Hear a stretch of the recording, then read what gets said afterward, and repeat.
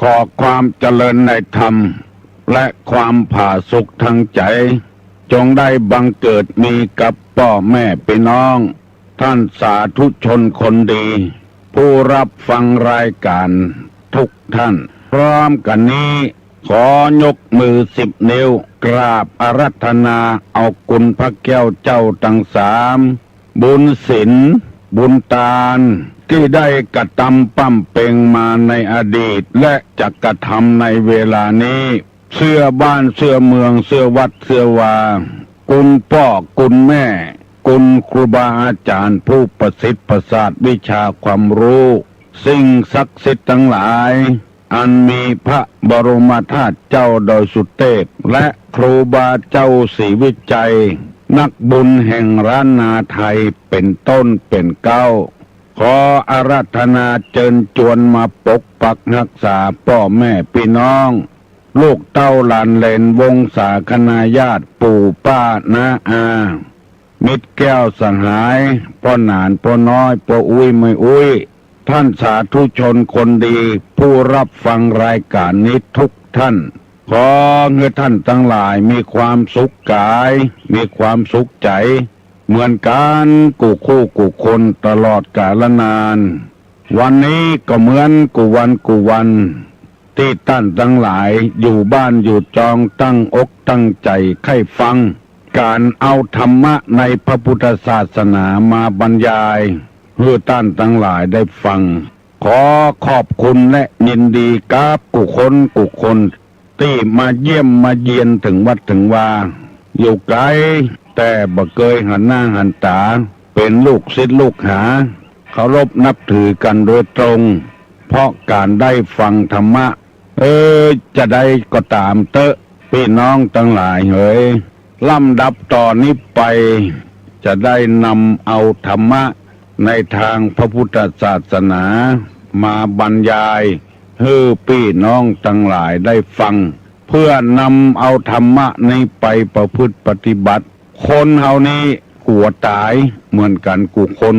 เหมือนกับสิ่งสาราสัตว์ก็อย่างเดียวกันก็กลัวตายคนเฮานี้หวังร่ำรังรวยเหมือนกันกูคนแต่ว่าธรรมชาติคือชะตากรรมสร้างสรรค์มาบ่ฮื้อเหมือนกันผิดแพกไปคนละอย่างถ้ารวยเหี่ยมดก็บ่มีคนจนถ้าจนเหี่ยมดก็บ่มีคนรวยบ่มีอย่างเป็นเครื่องวัดเหมือนกับน้ำถ้าเดือนใดฝนตกแบบหน้ากลางภาษาน้ำก็นักน้ำก็นองขึ้นถ้าเข้าหน้าหนาวน้ำก็ลดลงเข้าหน้าแล้งอย่างประเดี๋ยวน้ำก็ไหลน้อยเอายามมันว่าเอาเวลามันว่าเอาความขยันมันเพียรมันว่าจะไปฮื้อเหมือนกันหมดก็บ่ม่วนพี่น้องทั้งหลายลองสังเกตพอที่ใดถ้ามีคนโรยเหี่ยหมดบ่ใครยอมหัวกันบ่ฟ้อยฟังกำกันใจการบ่ได้มีการมีงานจะมาล้างถ้วยล้างจานมาช่วยดาขันโตกช่วยเนี่ยว่าเนี่ยกินบ่ได้เพราะต่างคนต่างโรยเหี่ยหมดจนได้ไปซื้อของเปิ้นมากินบ่ช่วยกันอย่ามาปูเสื้อปูซานนี่บ่ได้ต่างคนต่างโรยมันบ่ม่วนตุกยากอับจนเหี่ยหมดแปลงยังก่อนนานแล้วเพราะว่าไปเก็บเงินเก็บทองบริจาคกับไผก็บ่ได้มันต้องสุนสันอุ่นอ่านกันเป็นถึงห้องว่าโลกเพราะฉะนั้นไผจะไปน้อยใจไผจะไปเสียใจเมื่อเอาหูธรรมชาติมันเป็นไปอย่างนั้นต้นไม้แต่ละต้นก็มีหลายอย่างบ่ใช่เหมือนกันหมดอย่างพริกเนี่ยก็มีหลายอย่างพริกแต้ก็มีพริกน้อยก็มีพริกเม็ดใหญ่ก็มีพริกเผ็ดก็มีพริกบ่เผ็ดก็มีขึ้นต้นว่าพริกมันถึงเผ็ดบ่ใช่บ่เดียวนี้มีพันพริกพันที่มันบ่เผ็ดมันมีหลายอย่างมาเหมือนกันบางคนก็คิดยาวบางคนก็คิดสั้นจะเอาอย่างมาเป็นเครื่องตัดสินใจพี่น้องทั้งหลายเฮ้ยเอาธรรมะคำสอนในทางพระพุทธศาสนาเนี่ยมาตัดสินใจถ้าบ่อย่างอันเฮาจะเนี่ยไปกูอย่างเป็นครูเหมือนกันเข้าทำการทำงานวันเดียวกันเดือนเดียวกันปีกันบางคนอาชีพครูนี่ร่ำรวยขึ้นบางคนนี่มาร่ำรวย เป็นหนี้เป็นสินเดือนต่อเดือนเพราะว่าทัศนะมันบอกโกงกันเมื่อเจ้าเย็นสบายอาบน้ำก็บ่หนาวฮ้อนก็บ่ฮ้อนควายมาน้อยฮ้อนแล้วพอตะวันมันออกมาเตี้ยงปุ้นบ่ายปุ้นโอ้สำหายอยู่ไหนกินไหนเพราะบ่ได้ทำการทำงานบ่ค่อยไหวก็เพราะเหตุว่าธรรมชาติมันเป็นไปอย่างนั้นเมื่อค่ำมาตะวันแรงมาน้อยก็เย็นมาน้อยเมื่อคืนก็อุ่นไว้มันเป็นธรรมชาติอย่างเงี้ยวันนี้ตุลุงจะได้นำเอากรรมเก่าที่เปิ้นว่าไว้มาเสนอเพื่อพี่น้องต่างหลายฟังมีกรรมโบราณบทหนึ่งกล่าวไว้ว่าหมูเปิ้นจะหามอย่าไปเอาไม้การไปสอดแต่ก่อนนี้มีก๋วยเอาใส่หมูน้อยและเปิ้นจะหามไปขายหามไปเปลี่ยนคอกมันไล่มันบ่เข้าก็ต้องหามเอาใส่ก๋วยไปเทไว้ในคอกจะหามไปที่อื่นก็ดีมันปลอดภัยดีหมูก็บ่ต้องเดินแล้วเปิ้นจะหามอยู่หั่นแล้วเปิ้นบอกว่าอย่าไปเอาไม้การไปสอดเปิ้นจะหามคนเดียวเปิ้นกรรมอันนี้หมายความว่าคนเฮาเปิ้นจะทำของเปิ้นหั่นเฮาจะไปฟังกะลัดไปฟังแกล้งเปิ้นบางคนนี่เอาใจตัวเองว่าชอบแกล้งเปิ้นจะทำไปห้ามเปิ้นมันเป็นนิสัยของคนถ้าไผมีนิสัยอย่างนี้คือแก้ไขเหียไม่ยิงกับประจายเปิ้นอู้กันหั่นละเปิ้นจะเอากันละเปิ้นตกลงกันนั่นละประจายทำคนหนึ่งไปจุไปสุยเปิ้นไปคุยของเปิ้นไปขวางทางของเปิ้นจะเอาแฟนเปิ้นเอาตัวแม่เปิ้นมาเป็นตัวแม่ตัวอันเนี้ย อายุจะสั้นข้างจะเป็นเฝ้าไปแกล้งเปิ้นจะได้ดิบได้ดีอยู่งั้นแล้วไปแกล้งมันบัดใจเดือดร้อนเฮาคนเดียวเดือดร้อนถึงหมู่อย่างที่เฮาฮู้กันเนี้ยบ้านเมืองที่เปิ้นว่าเดือดร้อนกันเดือดร้อนเพียบ้านเฮาเพะเฮาบ่ฮู้เรื่องฮู้ราวเฮาเดือดร้อนตัวเปิ้นจะทำงานของเปิ้นแล้วก็ไปแกล้งเปิ้นเหียไปคัดค้านเปิ้นเหียเปิ้นว่าคนใดมีนิสัยอย่างอี้จะไปเนี้ยจะไปทำเปิ้นจะทำก็ปล่อยเปิ้นทำถ้ามันบดีก็ตั้งขวางเห็นน้อยมันจะเดือดร้อนบัดใจวัดโตยใจเปิ้นอย่าหมดสมมติว่าเปิ้นจะไปฆ่าคนเนี่ยอันนี้มันหุนตางที่บดีเฮาก็ไปขวางเปิ้นไว้เหียจะไปเนี้ยมันเป็นบาปเป็นกรรมถูกคอกถูกขังคนเฮาก็มีชีวิตเหมือนกันกูคนใบไม้เปิ้นยังไข่เสกคือเป็นคนต้นไม้เปิ้นยังไข่เสกคือเป็นคนมาเปิ้นยังเอามาสอนให้หูกรรมเป็นคนจำกาบไปยัง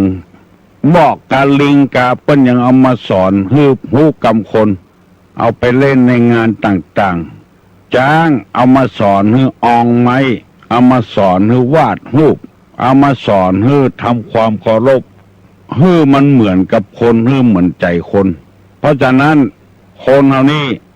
มันความต้องการเหมือนกันคนฮักชีวิตเหมือนกันกูคนต้องฟังธรรมะธรรมโมถึงจะรู้เรื่องถ้าบอกฟังธรรมะธรรมโมนี่ชอบไปแกล้งเป็นอย่างหมดบางสิ่งบางอย่างที่มันบดีทำเฮาก็ต้องไปกะลัดเปิ้นไปบอกให้เปิ้นเนี่ยไปขวางทางเนี่ยมันจะตุกใจไปหน้าการฆ่าคนนี่อธิบายเปิ้นฟังเนี่ยเป็นบาปเป็นกรรมมีคนหนึ่งมาทำงานเป็นข้าราชการบอกชื่อแล้วบอกดีไปฮักแม่ยิงคนหนึ่งปรากฏว่าไล่ทุ่มเทเงินเดือนเงินดาวจนปบค้างเมื่อลุนมาไม่ยิงคนนั้นปอเฮียนสำเร็จแล้วไปติดปดจ่ายแถมคนหนึ่งมานั่งอู้กับตุลุงว่าจะเอาน้ำกรดลาดหน้าไม่ยิงคนนี้ฮือหายแค้นมาอู้ตุลงก็ว่าจะไปเนี้ยฮือเปิ้นที่เอาฮือทุ่มเทนั้นเป็นการทำบุญทำทานไปเหียแต่มันมันก็จะพิกลพิการตาบอดหูหนวกไปเพราะแรงน้ำกรดไม่หน้าไม่ตามันเฮาก็จะถูกคอกถูกขังมันแค้น ใจนี่ชำระโดยการบักแค้นเนี่ยจะไปเนี้ยจะไปทำเถอะแล้วเราจะมีชื่อมีเสียงเป็นตนบุญตนหนึ่งปรากฏว่าไปหลังมามันก็แบบเนี้ยแล้วไปหันหนังสือพิมพ์ลงมีคนเนี่ยมีคนทำได้ถูกคอกถูกขังงานที่ทำไปก็ได้ออกไปเหี้ยไปถูกคอกถูกขังบางมีการงานทำยังบ่พอถูกคอกโดยแถมคนนึงก็พิการโดยแถมเพราะว่าอำนาจของจิตของใจที่บ่ได้อบรมฟังคำสั่งคำสอนจากไผ่นั่นเองจึงกล้าทำกล้าคิดลงไปจะไปดัดก้อมสินเปียงเป็นว่าคิดไปยาวๆสาวไปกว้างๆอันใดที่มันบดีห้ามปรามกันไว้ได้อันที่มันดีกับเปิ้นจะทำก็คือเปิ้นทำมันจะเจริญรุ่งเรืองบางทีมันเป็นไปอย่างนั้น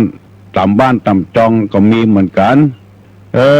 ปีนี้เขาจะตานพระป่าเนาะเนี่ยไปแกล้งเป็นเหี้ยวัดใต้ก็พระป่าวัดเหนือก็พระป่ายังบัดตานสลากเหี้ยจะตานสลากโอ้มาได้เงินน้อยไปแกล้งเป็นเหี้ยบ่ได้ทำสักกรรมบัดนี้อันใดเปิ้นทำดีเนี่ยจะไปแกล้งไปขวางทางที่ตุลุงว่ามันคืดตึดกระแสเนี่ยตึดแม่น้ำเนี่ยอย่างที่เราฮู้กันตึงวันเนี่ยน้ำเคยไหลบ่ท่วมบ้านท่วมจองคนมั่งมีสีสุขซื้อดินมาถมปะตกปะเสียงถมเพียวคันเมืองน้ำเมืองที่เปิ้นเคยใจเคยสวย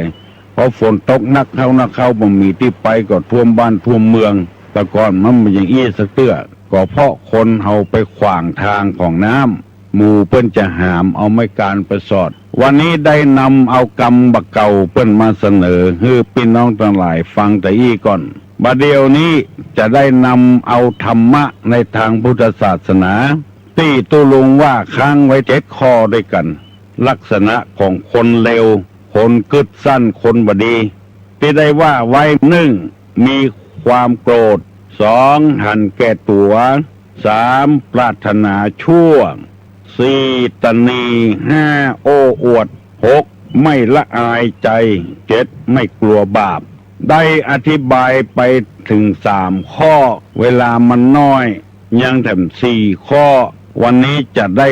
ลืมแถมเพื่อพี่น้องทั้งหลายที่จดไว้จำไว้จะได้ต่อเรื่องต่อราวขึ้นไปแถมคำว่ามักโกรธก็อธิบายไปแล้วหันแก่ตัวอธิบายไปแล้วปรารถนาชั่วก็อธิบายไปแล้ววันนี้จะเอาคำว่าตระหนี่มาบรรยายให้พี่น้องทั้งหลายฟังคนตระหนี่นี่เป็นนิสัยของคนเลวกินหองเปิ้นไว้ของตัวธรรมชาติหน้าฝนบ่ตกก่อนนี้ก็ชื่อว่าตระหนี่หน้าฝนแล้วฝนบ่ตกหน้าหนาวแล้วบ่หนาวสักกรรมหน้าฮ้อนบ่ฮ้อนสักกรรมอันนี้ก็คือธรรมชาติคนเฮาก็คือธรรมชาตินั่นเองถึงเวลาที่จะฮื้อแล้วบ่ฮื้อเปิ้นสักกรรมเป็นหนี้เป็นสินเปิ้นอย่างที่เปอะปอกหางหมูปอกจะน้อยในที่สุดมาจนล้มละลายตอนนี้เอาห้องเปิ้นมาใจแล้วถึงเวลาที่จะใจหนี้เปิ้นบัดนี้ใจกำเดียวใจจะน้อยอย่างกองทุนเงินล้านนี่บางบ้านบางที่นี่สุนไปหาเลยเพราะคนตะนี่บ่เอาฮื้อเปิ้นตุลุงได้ยินมาเปิ้นไปตวยเอาโอ้คิงก็ยังเป็นล้ำเป็นเรือบ่ใช่เงินคิงโลเงินรัฐบาลเนี่ยคนใดก็เฮียนแบบมันเห็นประตกประเสี่ยงเงินล้านเลยบ่เป็นเงินล้านสกรรมหุยหายตุยตายไปเหี่ยหมดเปิ้นเอาฮื้อยืมเอาไปก้าไปขายไปเนี่ยให้ใส่สวนแล้วเอาไปอีลุยชุยแชกเหี่ยหมดไปซื้อของที่มันบ่ได้กำไรโทรศัพท์มือถือรถเครื่องตู้เย็นพัดลมเอาไปซื้อแอร์หมดเนี่ยมันเพิ่มรายจ่ายขึ้นแทนติ๊กก้าไฟอย่างมือถือเนี่ยก็กล้าบัตรกล้าอย่างแถมเพิ่มรายจ่ายขึ้นติ๊กบ่พิจารณาเหี่ยก่อนถึงเวลาเดือนหนึ่งจะใจเปิ้นกับบ่ใจสกรรมมันบ่ใจเดือดร้อนตัวเองเดือดร้อนคนตึงหมู่เฮียนแบบกันบดีประดักหมู่นี้เป็นต้นอันนี้เป็นเพราะว่าคนเลวไม่ใช่คนดีภัยที่ฟังตุลุงวันนี้เวลานี้เพื่อจำไว้ มีที่ไหนเคาะคอดไปให้เปิ้นเหี่ยก่อนเปิ้นจะได้ไว้เนื้อเชื่อใจต่อไปเฮาวิทย์ตินวิทย์มือแถมเฮาไปยืมได้แถมบอกว่าเป็นหนี้กองทุนเงินล้านเป็นหนี้พี่น้อง10 สาวชาวบ้านบ้านเหนือบ้านใต้ก็ตามเตอะสัญญาเปิ้นว่า3 วัน7 วันกะเดือนกายืมของเปิ้นบ่มีก็หาบ่มาก็เซาะเอาฮื้อเปิ้นเหี่ยจะไปเปิ้นคิปเปอะปอกหางหมูใหญ่ขึ้นใหญ่ขึ้นใหญ่ขึ้นคันที่ไหนแกว้งห่างบ่ได้ละจะเอาปัดมดปัดยุงปัดแมงงนก็บ่ได้ละคิปเปอะขำอยู่นั่นแล้วบางทีจนล้มละลายขายบ้านขายจองหนีไปอยู่ที่อื่นเพราะกำกึดบดีตุลุงบ่ได้ว่าฮื้อไผ่เนอว่าไปตามน้ำทำไปตามตัวอย่างเงี้ยเสนอให้พี่น้องทั้งหลายได้มีชีวิตอันสดใสสดชื่นคนขี้จิลูกก็บ่ได้ห้ำได้เงียนเมาเอาเงินเอาทองไปเล่นตังอื่นเล่นพายเล่นกับการพนันเหี่ยลูกบ่ได้เงียนโดยเปิ้นเฮาสร้างมันขึ้นมาก็เป็นดีเอ็นดูสงสารอันนี้เรียกวัตนีนี่เป็นมลทินอันหนึ่งแล้วก็เป็นลักษณะของคนเลวภัยไข้ดีใครคือเป็นคนดีจะไปทำ1โกรธ2หันแก่ตัว3ปรารถนาชั่ว4ตนี5โอ้อวด อวดตัวของยังบ่มาเตื้อยังบ่หันเตื้อยังบ่มีเตื้ออู้ไปเหี่ยก่อนอันนี้โอ้อวดพี่น้องทั้งหลายตู้ลุงเคยไปได้ยินอ่านหนังสือเกี่ยวกับจิตวิทยาคนอวดตัวนี่มันมีภัยชอบเฮ้ยมันมีภัยชอบลองอู้กับคนถ้าเปิ้นอวดเฮาก่อนเฮาก็ไปโตยกับปอละจะไปเพิ่มเติมจะไปซ้ำเติมมีหลายคนว่าอวดว่าตุลุงอู้ม่วนตุลุงบรรยายธรรมตุลุงก็บ่สนื่นบ่อวดตัวตัวแล้วก็มีคนชอบฟังลองอวดตัววันนั้นก็ไปเทศนั่นวันนั้นก็ไปเทศนั่นโอ้ไผ่บ่ให้ฟังนะการโอ้อวดนี่ไผ่ให้เป็นคนดีอย่าไปอวดตัวเก่าเปิ้นหูเปิ้นถึงอวดคนเดียวอวดลูกว่าเป็นคนดีเฮียนเก่งกาอย่างเก่งอวดเมียว่าเป็นคนฮักซักผ้าซักปัวกาเนี่ยกินลำกาอย่างเงี้ยอันนี้ก็ยังแควนน้อยอวดคนอื่นไปอวดตัวว่าเพราะตัวเองเนี่ยอบรมลูกอบรมเมียไผ่บอกให้ฟังเนี่ยตู้เจ้าอวดตัวศรัทธาก็บอกให้ฟังอู้ซื่อๆเนี่ยมันก็เนี่ยได้กะไปทอดกฐินทอดพระป่าจะทอดวันกี่กล่องก็ได้กะบ้านก็บ่ได้เจ้าเข้าก็บ่ได้ซื้อก็ทุกของเปิ้นโลไปตานั่นตานี่อวดตัวไปตานก็ตานนั่นเถอะบ่ถ้าว่าอย่างซะอย่างเปิ้นตึงหูคนเดียวเปิ้นว่าเฮาเป็นคนใจบุญที่หั่นก็ไปที่นี่ก็ไปจำไว้เนอะลักษณะนี้เป็นลักษณะของคนเลวไม่ใช่ดีอวดตัวเก่านี่นะบางคนที่เขาว่าพวกใครหูใครอวดตัวเก่าว่าตัวงามจะอวดว่าใหญ่ก็บ่ได้ไปอู้กับเปื่อนมัน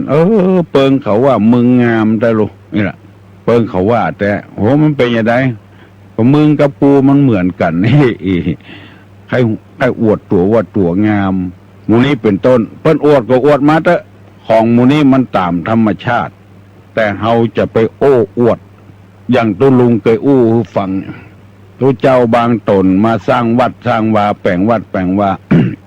ตุลุงได้ยินแล้วก็มันโพ้นท้อง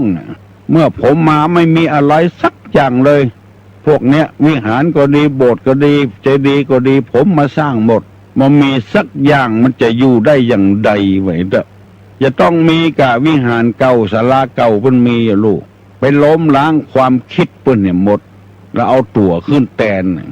แกบ้านก็ดีแขว่นก็ดีอย่างเดียวกันเนี่ยตั้งผมมาเป็นแกเนี่ยเจ้าบ้านอย่างอันแต่ก่อนเจ้าบ้านบ่ได้ความเนี่ยหมู่เนี่ยอวดตัวมดอวดตัวมดให้จำไว้เถอะมั่งมีสีสุขเพราะไอ้หยังเนี่ยแต่ก่อนบ่มีหยังค่ะถ้าติดเนื้อเสื้อติดตัวแล้วกับประเด็นนี้มั่งมีสีสุขไปอวดตัวเก่าถูกหวยไล่ไปบอกนึกเปิ้นควายบ้านขวดจองนิสัยอย่างอี้เปิ้นห้องวันนิสัยของคนเลวโอ้อวด 1. มักโกรธ 2. เห็นแก่ตัว 3. ปรารถนาชั่ว 4. ตนี 5. มักอวด 6. ไม่ละอายใจ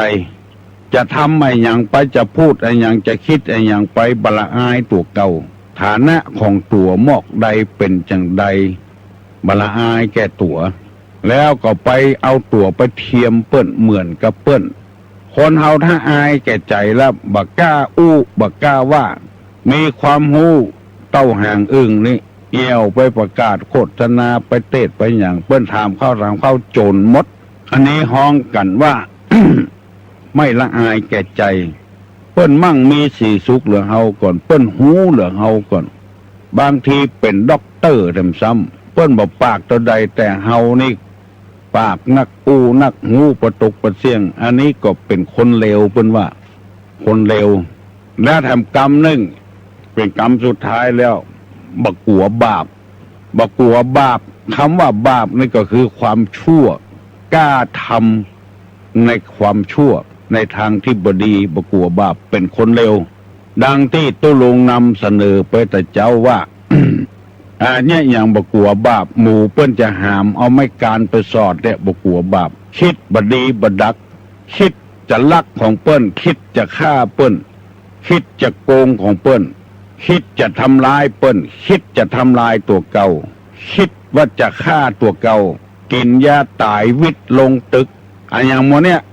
คือบาปร้อนๆไม่ใช่บุญคิดสั้นเป็นนิสัยของคนเลวเป็นว่าเขาซ้ำเขาเติมเขาบอวดถ้าไปตายในสงครามปุ้นที่เปิ้นขับขันปุ้นอันนั้นเปิ้นก่อหูบไว้ให้ทำก่อนกล้าตายเป็นทหารกล้า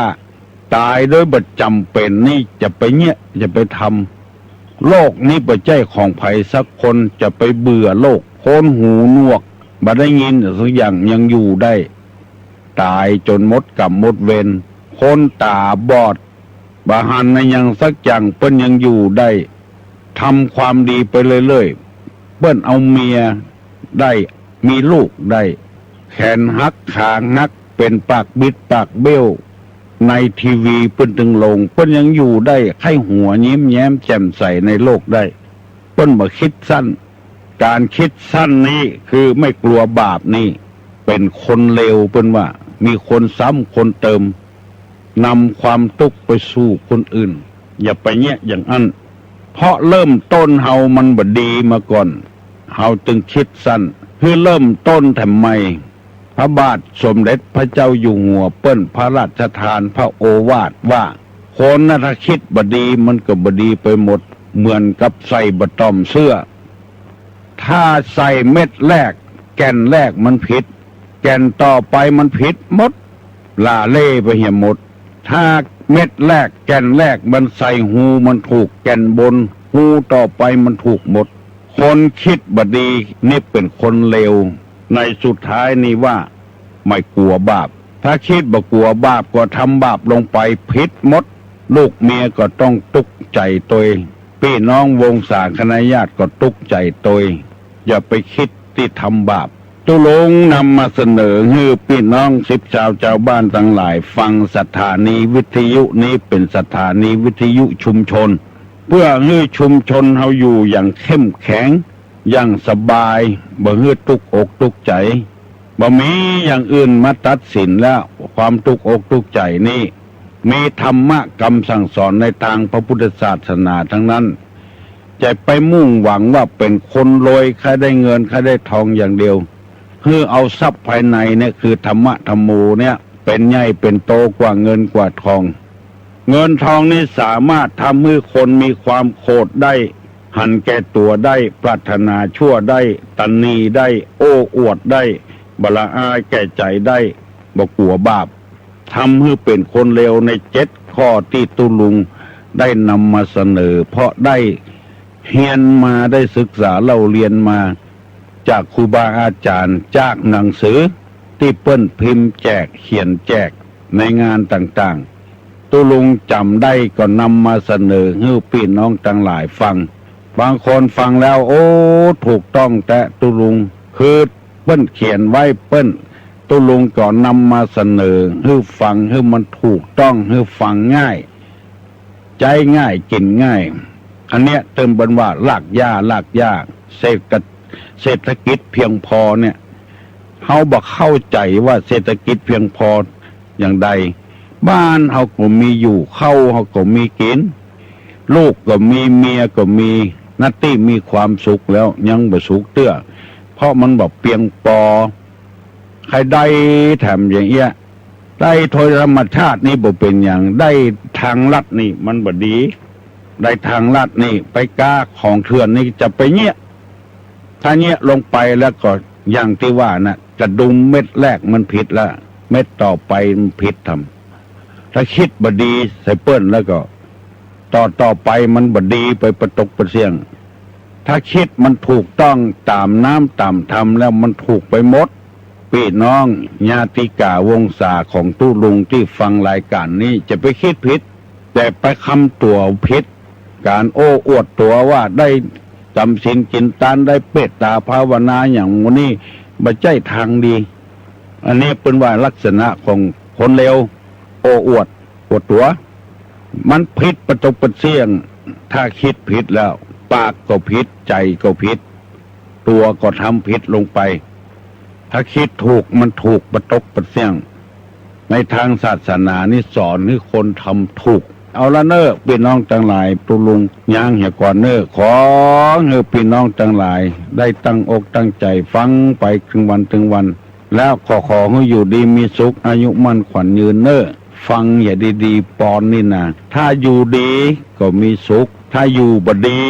ก็บ่มีสุขเนี่ยให้อยู่ดีมีสุขทะเลาะเบาแวงกันผัวเมียพิษเถียงกั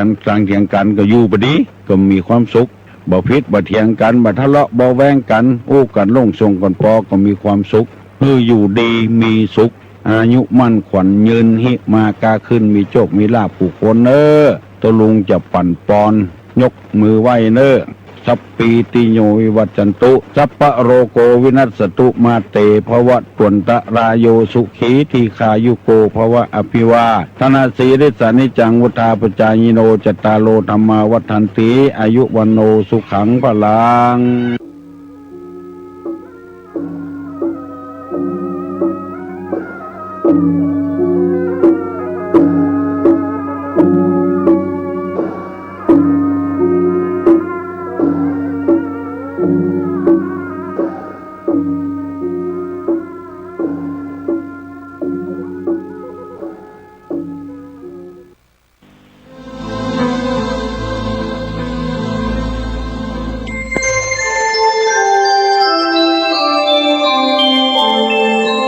ขณะนี้ท่านกำลังฟังสถานีวิทยุกระจายเสียง FM 104.5 เมกะเฮิรตซ์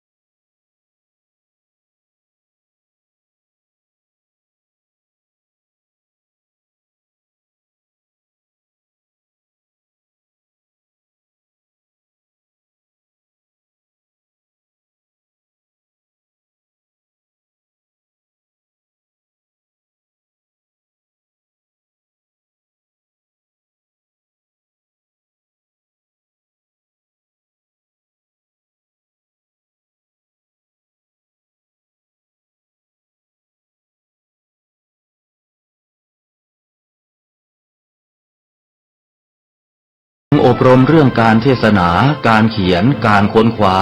ซึ่งอาจจะเป็นเรื่องเฉพาะตัวแต่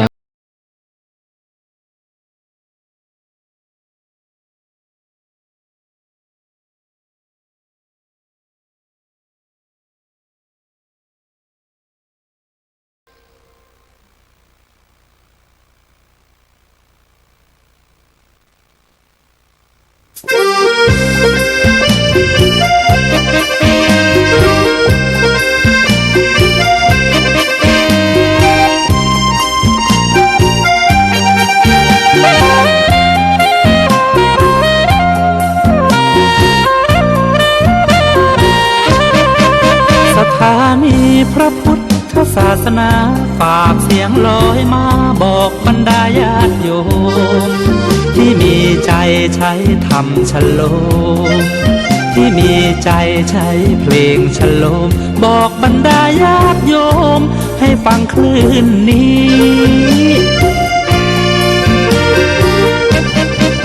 สถานีตั้งไม่ไกลไม่ไกลตั้งอยู่ทั่วเมืองไทยชวนคนไปทำดีเชิญฟังกันทั้งวันดีเจสร้างสรรค์พากันสุขีใครอยากฟังธรรมเชิญทางนี้ใครอยากฟังธรรมเชิญทางนี้หรืออยากฟังเพลงดีๆเปิดคืนนี้นะคุณสถานีพระพุทธศาสนาฝากเพลงลอยมาย้ำชาวพุทธสร้างบุญธรรมะจะติดตามตัวคุณธรรมะจะชี้นำใจคุณที่สุทรงท่านหนุนไว้ให้คุณมาสร้างสถานีที่ล้ำค่าชี้นำธรรมะเพิ่มปัญญาแตกฉานสอบถามธรรมะข้อใดเชิญลองถามไทยเรื่องที่อยากถามมีธรรมสลับกับเพลงเพราะมีธรรมสลับกับเพลงเพราะและดีเจชอละไว้เป็นเพื่อนคุณ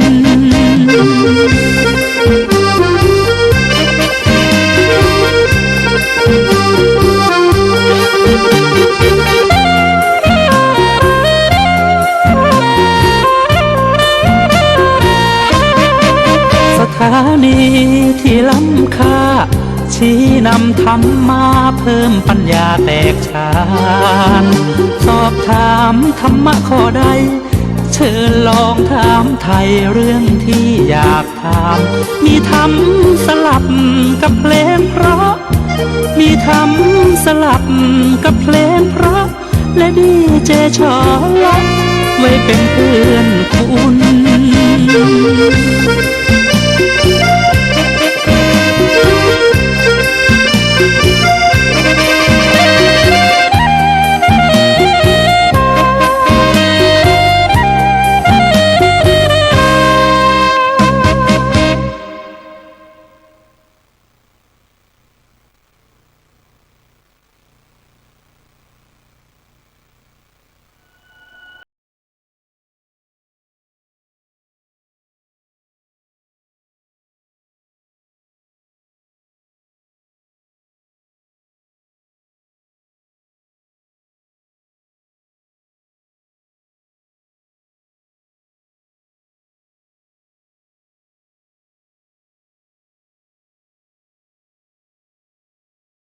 เสียสละงานเผยแผ่คืองานทำความเข้าใจกับคนการทำความเข้าใจคือการศึกษาเรียนรู้คนอื่นและให้คนอื่นศึกษาเรียนรู้เราด้วยพระสงฆ์อยู่ได้เพราะศรัทธาจากศาสนิกและศาสนิกอยู่ได้เพราะปัญญาจากพระสงฆ์หน้าที่หลักของพระสงฆ์คือการทำงานเผยแผ่ชี้ทางสวรรค์คือทำให้คนที่ยังไม่เข้าใจมีความเข้าใจถูกต้องแม้ในสิ่งเล็กน้อยก็ตาม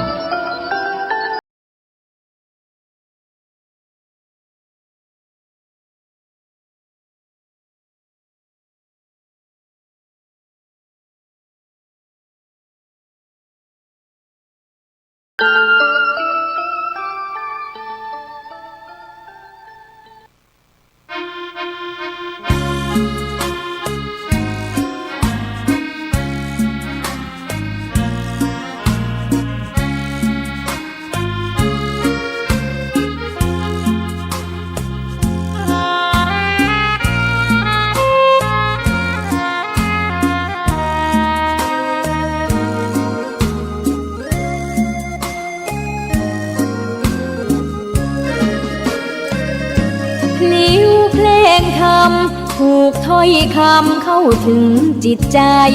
ฟังรายการวิทยุเสียงใส ส่งถึงใจไปสู่ปลายนาสารธรรมน้อมนำมองพระศาสดาบอกผู้คนทั่วลาหันมาเข้าวัดฟังธรรมคลื่นเสียงนี้เป็นคลื่นธรรมะจากใจส่งถึงบ้านไกลบ้านไกลฟังได้สุขใจล้ำยามดึกดื่นค่ำคืนมีงานต้องทำเป็นคลื่นสารธรรมเน้นย้ำธรรมะเพื่อนใจเสียงคลื่นธรรมบอกหลักธรรมให้คลายความเหงาฟังเสียงธรรมะเบาเบาบอกเล่าถึงคนบ้านไกลสื่อธรรมะบอกลดละระหว่างด้วยใจสื่อไปถึงสวงในเข้าใจหลักธรรมหลักดีพลิ้วเพลงธรรมถูกสัมพันธ์จิตใจร่าเริงฟังสาระธรรมะบันเทิงรื่นเริงในชีวิตยามวันว่างเดินทางไปเยี่ยมสถานีนัดพบกันน้องพี่วันนี้วันดีวันเสาร์สวดมนต์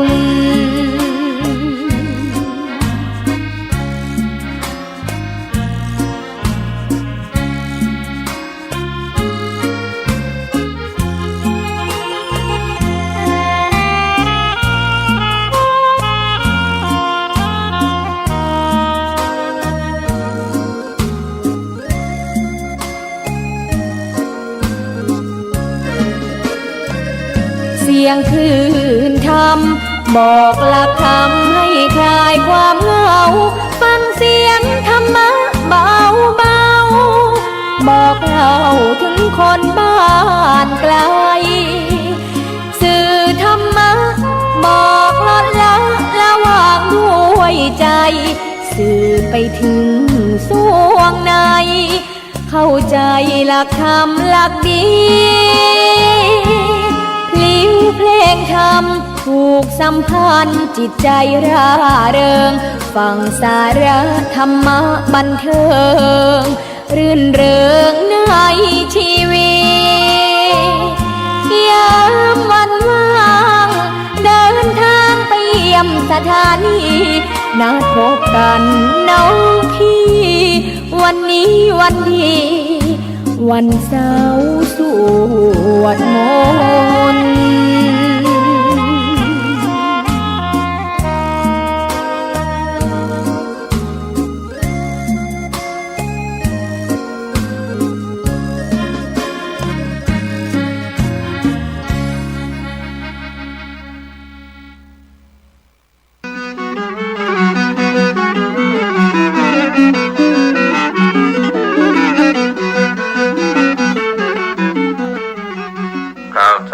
การประชาสัมพันธ์กำหนดการประเพณีสงน้ำเจดีย์อธิธาตุครูบาหลวงโสภาพระภัยสารธาตุสังฆปาโมกข์ครบ190 ปีปฐมสังฆราชาแห่งล้านนาและเจ้าคณะจังหวัดเชียงใหม่รูปแรกจัดงาน21 เมษายน พุทธศักราช 2568 ณ วัดฝายหินหมู่ 1 ตำบลสุเทพ อำเภอเมืองเชียงใหม่ จังหวัดเชียงใหม่และมีมหกรรมกีฬาหมู่บ้านฝายหินครั้งที่ 2 20 เมษายน 8 นาฬิกามีกิจกรรมมหกรรมกีฬาหมู่บ้านฝายหินครั้งที่ 2 ณ ลานจอดรถหน้าอาคารธรรมสถานมหาวิทยาลัยเชียงใหม่ก็มีรายละเอียดที่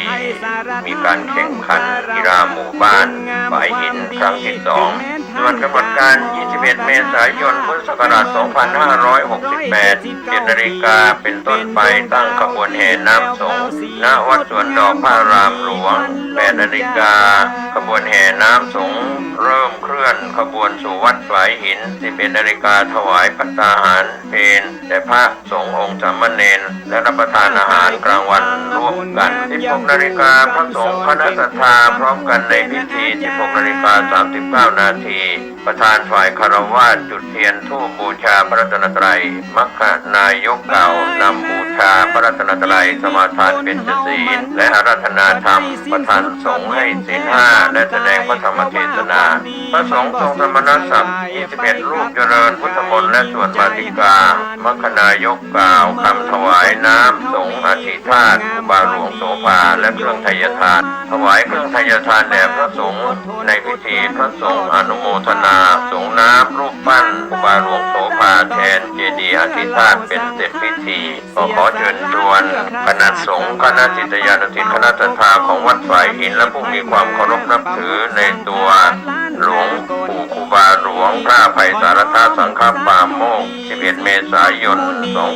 2568 ณ วัดฝายหิน ตำบลสุเทพ อำเภอเมืองเชียงใหม่ จังหวัดเชียงใหม่ ตั้งแต่ช่วงเวลา 7 นาฬิกาเป็นต้นไปจนภาคเช้าภาคบ่ายแล้วเสร็จพิธีก็ขออนุโมทนากับผู้ที่จะไปร่วมในพิธีส่งน้ำเจดีย์อธิธาตุครูบาหลวงโสภาพระอภัยสารทสังฆปาโมกข์ครบ 194 ปีได้บุญได้กุศลได้คุณงามความดีในการบูชาผู้มีอุปการะคุณโดยเฉพาะครูบาหลวงโสภาพระอภัยสารทสังฆปาโมกข์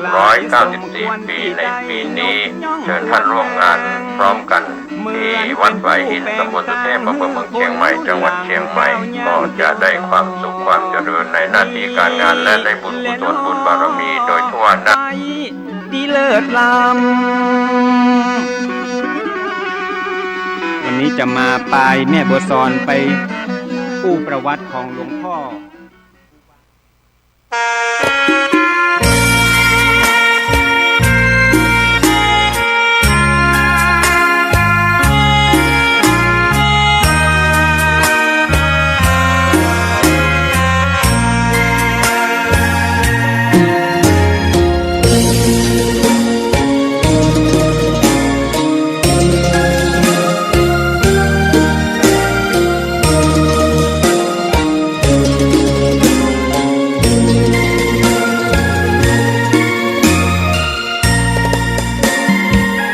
ดอกบัวดอกหนึ่งพึงใจไว้เพื่อบูชาแด่องค์พระศาสดาสัมมาสัมพุทธเจ้ามีความงามเงียบไม่เปรียบเทียบเขาเทียบเราไรมองไม่งามช่างเขาแต่เจ้าก็คือดอกบัวด้วยความสัตย์ซื่อยึดถือความดีเป็นหลักใครรักไม่รักก็ไม่จมปลักมองมัวเมื่อโผล่พ้นน้ำก็เห็นความงามในตัวไม่ยึดติดในตมชั่วขอเป็นดอกบัวดอกเดี